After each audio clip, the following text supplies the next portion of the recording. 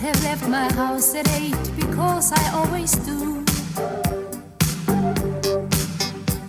My train, I'm certain, left the station just when it was 2.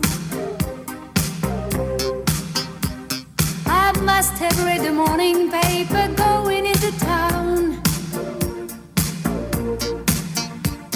and having gotten through the editorial, no doubt I must have frowned. I must have made my desk around 9:15, with letters to be read and heaps of papers waiting to be signed.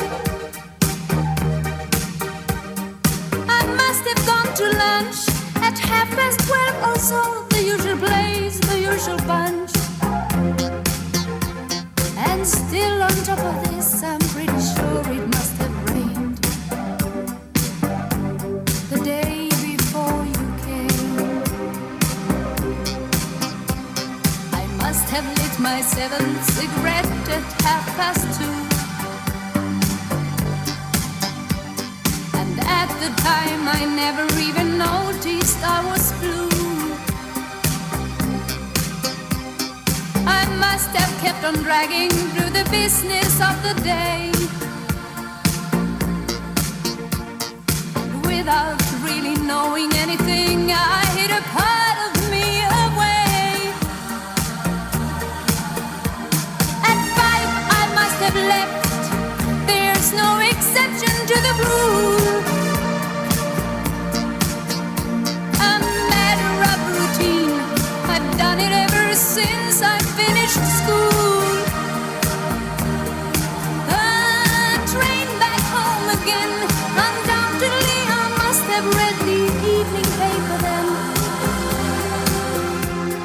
Oh yes, I'm sure my life was well within its usual frame the day before you came.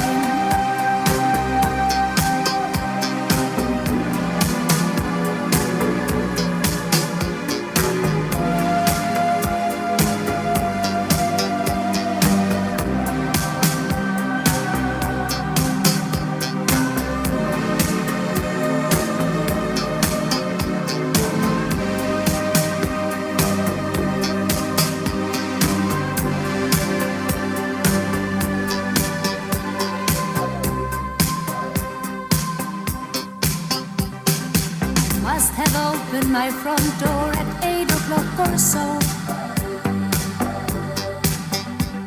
and stopped along the way to buy some Chinese food to go.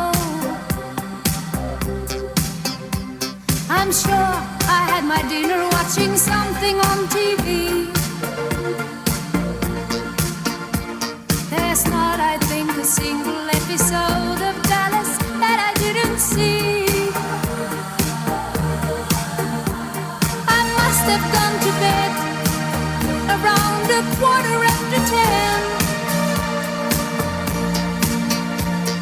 I need a lot of sleep, and so I like to be in bed by then. I must have read a while, the latest one by Marilyn French on something in that style. It's funny, but I had no sense of living without aim the day before you came.